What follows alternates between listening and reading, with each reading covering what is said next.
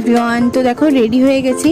তো মায়ের একটু অসুবিধার কারণে মা একটা ওয়াশিং মেশিন নিতে চাইছে, ওই জন্য দেখো আমি আর মা হাঁটতে হাঁটতে যাচ্ছি। তো যাব খোসলায়, তো চলেও এসেছি। এখানে ভাই আর বাবাও চলে এসছে দেখো তোজোকে নিয়ে। তো আমরা সবাই মিলেই এসেছি, কারণ একটা নতুন জিনিস কিনতে হলে সবারই পছন্দ করে কেনা দরকার, তাই না? তো এই জন্যই এসেছি। দেখো আমরা ওয়াশিং মেশিনও দেখছি, সাথে কিন্তু তোজোর মায়ের জন্য একটা ফ্রিজ দেখছে।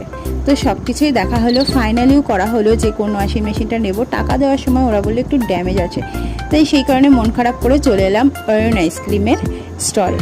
অনেক দিন ধরেই ভাবছি এই স্টলে যাব, কিন্তু যাওয়াই হয় না।